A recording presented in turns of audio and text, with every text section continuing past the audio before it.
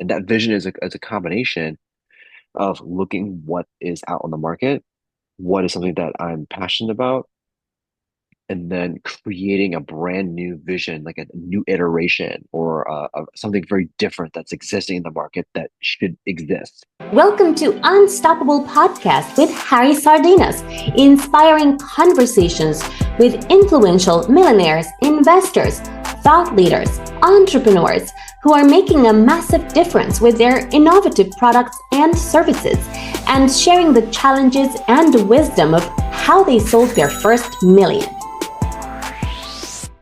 How would you like to make your first million? And today we have Hoyin, which is the founder of Hermesi. So Hoyin, tell us, what are the 5 steps to make your first million? Hey, Harry, first of all, thank you so much for having me on. Super excited, really looking forward to it. Yeah, sure. Let me go through the 5 steps. Um, my 5 steps, I'll go through each one. One is find something you're passionate about. It's really important because you got to work hard on something and might as well work hard on something that you want and you like. Um, Second is, you know, if you want to make your first million, it's all about just making a business. Every single business doesn't need to be a startup or a tech company that needs funding or anything. You can just have a business that makes money, and that money can then start to build your capacity for other things. So you don't need to have funding for anything. You can. I'm not saying you shouldn't, but that there are many, many other options. I Um, agree 100%. so just to get started. Third is when you find an industry that you want, research on what everyone else is doing to get the best practices. And one of the things that I do is I will go on LinkedIn and interview all the people I've like all the people who've worked at other competitor companies, and I interview them. Either they've worked on it before or they work there currently. Mhm. And I ask them a ton of questions about what they do. And I propose like, hey, is there any opportunity to collaborate on that? And people sometimes are very, very open to share. And you get a lot of great spicy information that you probably wouldn't know otherwise. And that will make you skip a huge step. It's literally a life shortcut. The fourth one is building repeatable systems. You want to build something that's repeatable. It's a system that you don't have to think about and just keeps going and going and going. And then fifth, the final one is increase your at bats. And increasing your at bats means that you're iterating faster than anyone else, and that it allows you to learn the quickest. You want to learn as quick as you can, faster than everyone else, then you can move faster than everyone else. Wow, that's fantastic. Amazing. So Hoyin, tell us how you decide to become an entrepreneur. Yeah. Can you hear me right now? Yes? Yes, we Okay, can hear great. you clearly. When I first started my first business, I was like selling stuff on Amazon, actually. And the reason why I wanted to create my own business was I wanted to create something. Everyone is sort of like they all talk about like, oh, how do you create something? How do you build something? Are you an artist? Like everyone has their own sort of zen of what they want to do. And I think for me, my zen and my creative outlet was to build and create some kind of business, and have a vision for something, and then try to accomplish that vision. And that vision is a combination of looking what is out on the market, what is something that I'm passionate about, and then creating a brand new vision, like a new iteration or something very different that's existing in the market that should exist. It should definitely exist. Where do you think that the inspiration comes? Is your family, if your family entrepreneur, do you have any friend that is entrepreneur? Do you read the book? I mean, I know that all these entrepreneur, all us entrepreneur, we have something within ourselves that we want to do something great, that we want to make it big, that we can do something better, and we're gonna do something great. Yeah, it's already within us, but how from where you got the inspiration that this is coming Yeah. as an entrepreneur? Is it was a book, it was someone in your family, it was a friend, or how did that happen? Because yeah, tell us. Yeah. So I think for me, my core inspiration was really um, some there's some really famous business like entrepreneurs that I really look up to. And back in the day, I really looked up to people like Bill Gates and like Mark Zuckerberg. Mhm. Like those guys really created something from something really scalable, something huge from nothing. Jeff Bezos is like another one. So that's one. And the second is that my family does have like my grandfather was like a business person. He started making like basically textiles. Wow. And that's where he started with basic textiles, like it's basically a component that he would sell to companies that would then weave it into clothing. Like he didn't even make the clothing; he just made Wow. the ingredient. You know what I mean? One of the ingredients into making clothing.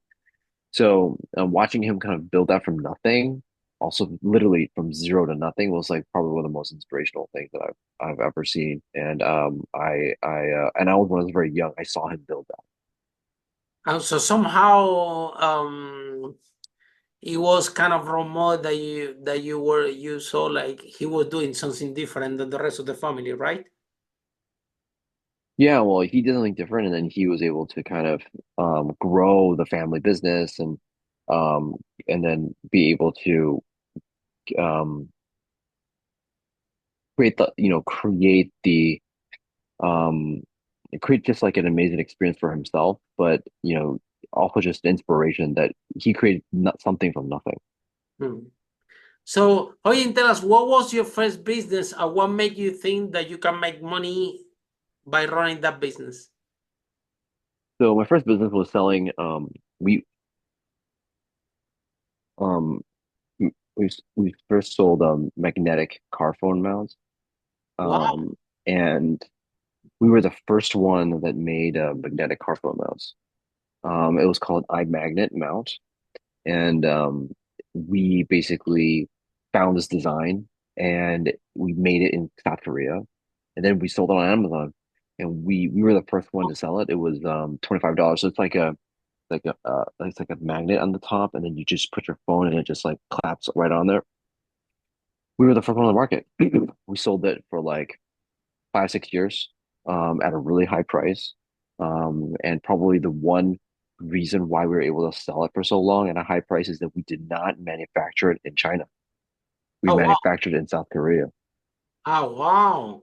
We Uh, paid a little bit more, but it was worth it because it didn't allow any of the copycats to come in so quickly. It took them a Absolutely. long It took time. time. Yeah. It took them a long time. And so because of Wow. that time, we were able to keep our prices high and then not get the product to get so commoditized so quickly. And eventually it did. Absolutely. Like Eventually it did. everything. But it took a while. Yeah. You have longer life shelves. Yeah. And hopefully, do you manage to build the brand about the product?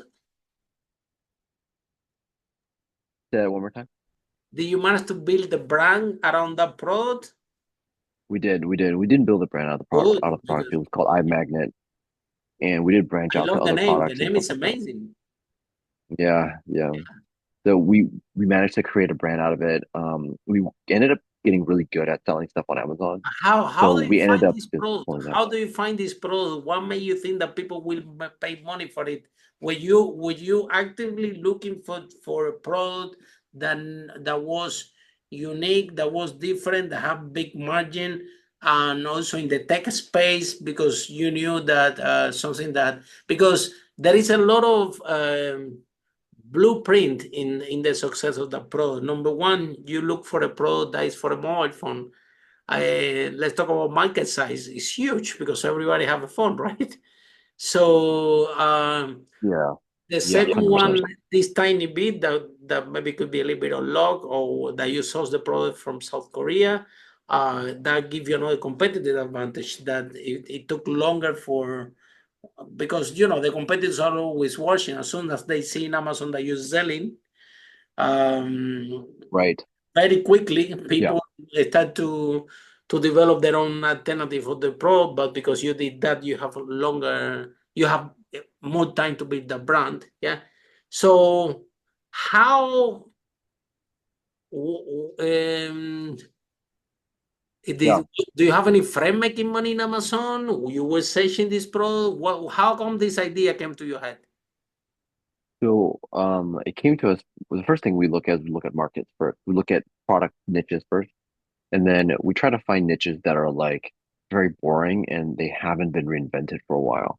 Wow. And so we look at them, and then the second thing is that we look at niches where um it's the margins are okay. And from there, we then go and try to find a product that is incremental. Like, is there anyone that's done something that's really incremental, that's really interesting? And we have to, so we search and look at a lot of like, there's some places where we can go to that you can look at like new product ideas and new sort of inventions, I guess. Wow. Um, and then we then look at what the review structure is, meaning like what how many reviews are in that niche? How many reviews do we need to get ranked? What's the volume that they're running? What's the market size? How many competitors there are? What are the major players? And then from there, we try to decide, okay, if we have this new, slightly better product, can we then do a better job in what aspect? So a lot Wow. of times they don't do a really good job in reviews, then we beat them in reviews. Sometimes Wow. they don't do a really good job in the product itself, then we improve the product itself. So we review all the reviews. We look at the reviews and try to figure out what are like the major complaints. Another way is like you look at a product niche and that product niche doesn't have any really standout products. Like there's not one that's like really, really highly ranked within that Wow. niche. And if there's none that are really not highly ranked, then there's also an opportunity to produce something that's just so much better than everyone else. So just be a lot better and just put yourself in that first position. Let's talk about that, because one thing is to find a product and you can make a huge profit, yeah. But completely different ball game is to develop your brand, because this brand you actually can sell it, right? You can sell it like a business. You say, look, this is the product that we have. It's in Amazon. This is the brand of the product. So you can literally sell that company. Um, when you guys are looking to these products, are you putting some energy and effort in building brand around this product, or you wait until they win a little bit and put more effort on that? Um, No, we put energy in the brand right at the beginning. Very You good. know, That's we amazing. yeah, we we had to do it in the beginning because that's the one way to how to differentiate. Because most of the other companies that we would look at in a niche, they don't invest in branding. So we have to differentiate stronger. So we would do a good logo, do a lot more nicer pictures and build like the whole lifestyle brand around it in some cases. And then from there, we could then create something that is more unique, but also at like the right cost. Because, at the end of the day, Amazon is all about cost.